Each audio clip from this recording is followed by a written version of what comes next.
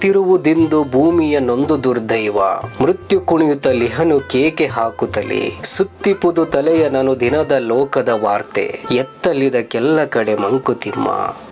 ಯುದ್ಧ, ಘೋರ ವಿಶ್ವ ಮಹಾಯುದ್ಧ, ಇಡೀ ವಿಶ್ವವೇ ಅಲುಗಾಡುವಂತ ಯುದ್ಧ, ಎಲ್ಲೆಲ್ಲೂ ರಕ್ತಪಾತ, ಎಲ್ಲೆಲ್ಲೂ ಯುದ್ಧದ ಕೂಗು, ಅದು ಈ ಭೂಮಿಗೆ ಆವರಿಸಿಕೊಂಡ ದುರ್ದೈವವೆಂದು ವ್ಯಾಖ್ಯಾನಿಸುತ್ತಾರೆ ಮಾನ್ಯ ಗುಂಡಪ್ಪನವರು. ಎಲ್ಲೆಲ್ಲೂ ಮೃತ್ಯುವಿನ ತಾಂಡವ, ಯುದ್ಧದಲ್ಲಿ ತಂದೆಯನ್ನೋ, ಅಣ್ಣನನ್ನೋ, ಮಗನನ್ನೋ, ಮಿತ್ರನನ್ನೋ, ತಮ್ಮನನ್ನೋ, ಭೂಮಿಯನ್ನು, ಹುಟ್ಟಿದೂರಲ್ಲಿ ಬಿಟ್ಟ ಬೇರನ್ನು, ಆ ಊರಿನ ಮಣ್ಣಿನ ಋಣವನ್ನು ಕಳೆದುಕೊಂಡವರೇ ಬಹಳ ಜನ. ಕಳೆದುಕೊಂಡವರೆಲ್ಲರಿಗೂ ನೋವು, ಕಳೆದುಕೊಳ್ಳದವರಿಗೂ ಕಳೆದುಕೊಂಡವರ ನೋವಿಗಾಗಿ ಸಂತಾಪ. ಒಟ್ಟಾರೆ ಇಡೀ ಭೂಮಿಗೆ ಸೂತಕದ ಭಾವ, ಎಲ್ಲ ಕಡೆಯಿಂದಲೂ ಸಾವಿನ ನಷ್ಟದ ಸಮಾಚಾರ. ಪ್ರತಿನಿತ್ಯ ಈ ಸಮಾಚಾರಗಳನ್ನೆಲ್ಲ ಕೇಳಿ ಕೇಳಿ ಪತ್ರಿಕೆಗಳಲ್ಲಿ ಓದಿ ತಲೆ ಸುತ್ತುವಂತಾಗುತ್ತದೆ. ಇದಕ್ಕೆಲ್ಲ ಎಂದಿಗಾದರೂ ಕೊನೆಯುಂಟೆ ಎಂದು ಲೋಕಶಾಂತಿಗಾಗಿ ಮರುಗುತ್ತಾರೆ ಮಾನ್ಯ ಗುಂಡಪ್ಪನವರು.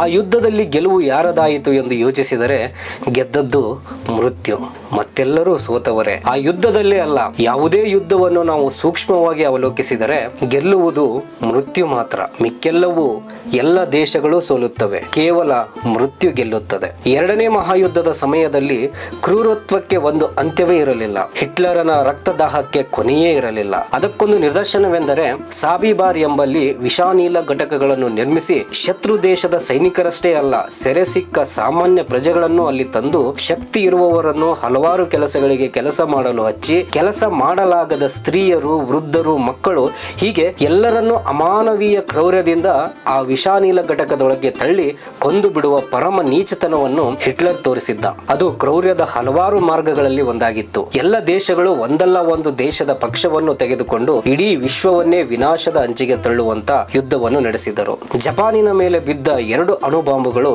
ಈ ಯುದ್ಧವನ್ನು ಒಂದು ಕೊನೆ ಮುಟ್ಟಿಸಿತ್ತು. ಆದರೆ ವರ್ತಮಾನವೇನು ಭಿನ್ನವಾಗಿಲ್ಲ, ಇನ್ನೂ ಭೀಕರವಾಗಿರುತ್ತದೆ. ಆಗ ಒಂದು ಯುದ್ಧ ನಡೆದರೆ ಈಗ ಹಲವಾರು ಯುದ್ಧಗಳು. ವೈಜ್ಞಾನಿಕವಾಗಿ, ಆರ್ಥಿಕವಾಗಿ ಮುಂದುವರೆದ ರಾಷ್ಟ್ರಗಳು ಹಿಂದಿರುವ ರಾಷ್ಟ್ರಗಳ ಮೇಲೆ ಆಧಿಪತ್ಯ, ದಬ್ಬಾಳಿಕೆ, ಷಡ್ಯಂತ್ರ, ಒತ್ತಡ, ಅನವಶ್ಯಕ ಹಸ್ತಕ್ಷೇಪದಿಂದ ಇಂದಿಗೂ ದೇಶಗಳ ಮಧ್ಯೆ ದ್ವೇಷದ ಭಾವ ಒಂದಿಷ್ಟು ಕಡಿಮೆಯಾಗಿಲ್ಲ.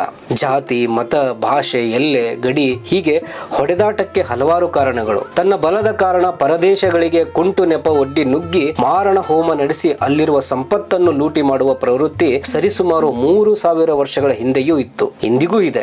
ಜನಾಂಗಗಳನ್ನು ಒಂದುಗೂಡಿಸುವುದಕ್ಕೆ ಪೂರಕವಾದ ಜಾತಿ, ಮತ, ಭಾಷೆಗಳೇ ಜನರ ಮಧ್ಯೆ, ದೇಶಗಳ ಮಧ್ಯೆ ವೈರತ್ವಕ್ಕೆ ಕಾರಣವಾಗಿರುವುದು ಒಂದು ವಿಪರ್ಯಾಸ. ಅಷ್ಟೇ ಅಲ್ಲ, ಅಂದು ಇದ್ದ ಅಸ್ತ್ರಶಸ್ತ್ರಾಸ್ತ್ರಗಳಿಗೆ ಹೋಲಿಸಿದರೆ ಇಂದು ಪ್ರಪಂಚದಲ್ಲಿ ಇಂತಹ 10 ಪ್ರಪಂಚಗಳನ್ನು ನಿಮಿಷದಲ್ಲಿ ಧ್ವಂಸ ಮಾಡಬಲ್ಲ ಮಾರಕಾಸ್ತ್ರಗಳನ್ನು ಹೊಂದಿರುವ ಹಲವಾರು ದೇಶಗಳುಂಟು. ನಮ್ಮಲ್ಲಿ ಬತ್ತಿಯನ್ನು ಕಿತ್ತು ಸಿದ್ಧವಾಗಿರುವ ಅಸ್ತ್ರಗಳುಂಟು, ಬೆಂಕಿ ಕಡ್ಡಿ ಗೀರಬೇಕಷ್ಟೇ.